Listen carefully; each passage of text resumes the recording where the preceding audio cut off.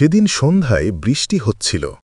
এমন এক বৃষ্টি যা শুধু রাস্তাকে ভিজিয়ে দেয় না, সাথে ভিজিয়ে দেয় স্মৃতি, আফসোস আর বুকের গভীরে লুকিয়ে থাকা ব্যথাকেও। আরাফ বসেছিল তার ছোট্ট ফ্ল্যাটের জানালার পাশে, হাতে ধরা এক পুরনো খামের ওপরে লেখা অক্ষরগুলো কাপা কাপা, যেন লেখার সাথে সাথে কেউ তার হৃদয়ের টুকরো কাগজে ঢেলে দিয়েছে। এটা মীরা লিখেছিল 10 বছর আগে। আরাফ আর মীরা ছিল অবিচ্ছেদ্য। ছোটবেলার বন্ধুত্ব একদিন রূপ নেয় প্রেমে। তারা স্বপ্ন দেখত একটা ছোট্ট ঘর, বইয়ের স্তূপ, রাতে ভেসে আসা সুরেলা গান আর অফুরান্ত হাসি। কিন্তু জীবন তো সবসময় গল্পের মতো চলে না। মীরার বাবা তখন গুরুতর অসুস্থ হয়ে পড়লেন। একের পর এক চিকিৎসার বিল পাহাড়ের মতো জমতে লাগল। মীরা বাধ্য হল নিজের স্বপ্ন বিসর্জন দিতে। আরাফ তাকে থামানোর জন্য কেঁদে কেঁদে বলেছিল, আমাদের ছেড়ে যাস না। কিন্তু মীরা বেছে নিল ভিন্ন পথ। সে বিয়ে করল এমন একজনকে যে যথেষ্ট ধনী এবং তার বাবার জীবন বাঁচাতে পারবে। সেদিন রাতে আরাফ একবারও পিছন ফিরে তাকায়নি। তারপর থেকে বহু বছর কেটে গেছে। আরাফ নিজের ক্যারিয়ার গড়েছে, নতুন জায়গায় গেছে, নতুন মানুষের সাথে থেকেছে। তবুও তার ভেতরে একটা ফাঁকা জায়গা থেকে গেছে, যেটা শুধু মীরার হাসিতে ভরতে পারত। আর ঠিক গতকালই ডাকবাক্সে এলো সেই চিঠি। কাঁপা হাতে আবার খাম খুলে পড়া শুরু করল আরাফ। প্রিয় আরাফ, যদি তুমি এই চিঠি পড়ছ, তবে জেনে রেখো আমার হাতে আর বেশি সময় নেই। আমার শরীর ভেঙে পড়ছে। ডাক্তাররা বলেছে আমার দিন ফুরিয়ে আসছে। তাই যাবার আগে তোমাকে সত্যিটা জানাতে চাই। আমি কখনো তোমাকে ভালোবাসা থামাইনি, একদিনও না। যেদিন তোমাকে ছেড়ে চলে গেলাম সেদিন আমার বুক ফেটে যাচ্ছিল। আমি তোমাকে বলতে চেয়েছিলাম আমি তাকে বেছে নিইনি, আমি আমার বাবার জীবন বেছে নিয়েছিলাম। কিন্তু জানতাম তুমি হয়তো বুঝবে না, তাই তোমাকে ঘৃণা করতে দিয়েছিলাম। আমাকে ভেবেছিলাম হয়তো এতে তোমার কষ্ট কমবে। কিন্তু ঘৃণা মুছে যায় আর ভালোবাসা কখনো মুছে যায় না।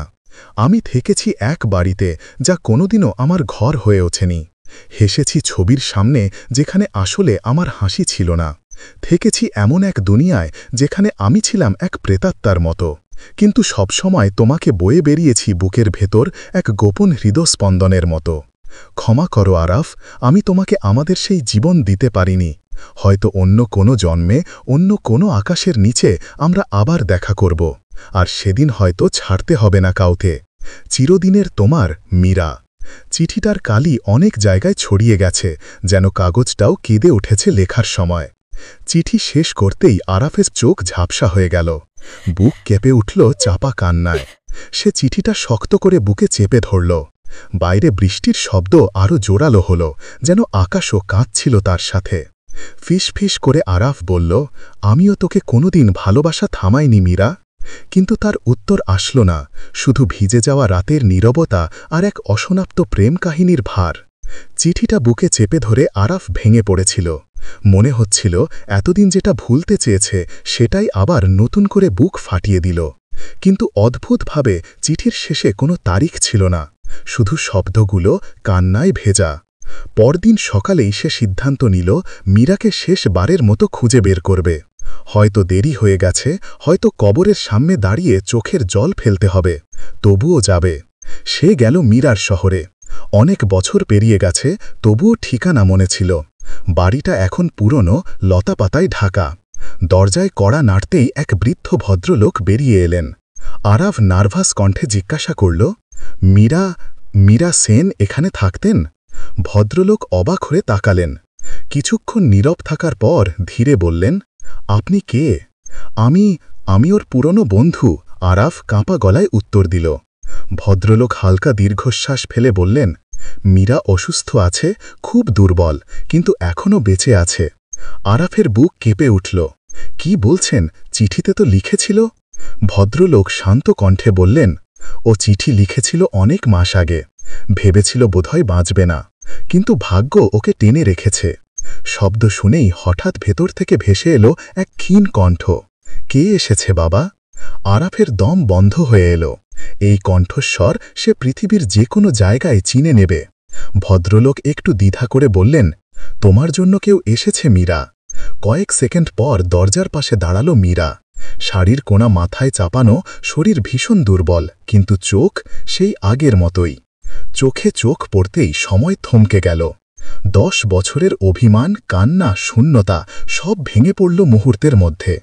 আরাফ কিছু বলতে পারছিল না, শুধু ফিসফিস করে বলল, তুই বেঁচে আছিস? মীরার চোখ বেয়ে জল গড়িয়ে পড়ল। কাঁপা ঠোঁটে সে উত্তর দিল, তুই এলি, আমি জানতাম তুই আসবি। আরাফ এগিয়ে গিয়ে তার হাত ধরে নিল।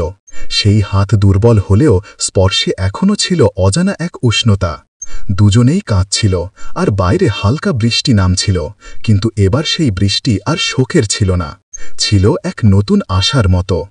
আরাফের হাত শক্ত করে ধরে রেখেছিল মীরা। চোখ দুটো ভিজে উঠেছিল দুজনেরই, কিন্তু সেই ভেজা চোখের ভেতরে এবার শুধু কান্না নয়, ছিল একটা দীর্ঘ প্রতীক্ষার শেষে পাওয়া শান্তি। ডাক্তারের কথায় মীরার অসুখ খুব জটিল হলেও যত্ন নিলে আর একটু ভাগ্য সহায় হলে সে আরও কিছু বছর বাঁচতে পারবে। আরাফ এক মুহূর্ত দেরি করল না, নিজের শহর, কাজ সবকিছু ছেড়ে দিয়ে চলে গেল মীরার কাছে। দিনগুলো কেটে যেতে লাগল ধীরে ধীরে। প্রথম দিকে মীরা খুব দুর্বল ছিল, হাঁটতেও কষ্ট হতো, কিন্তু আরাফ প্রতিদিন তার পাশে থাকত। ওষুধ খাওয়ানো, বই পড়ে শোনানো, রাত জেগে পাহারা দেওয়া, সব কিছুতে। কখনো মীরা মুচকি হেসে বলত, তুই এভাবে এত কষ্ট করছিস কেন? আরাফ উত্তর দিত, এ কষ্ট নয় মীরা, এটা আমার প্রাপ্তি।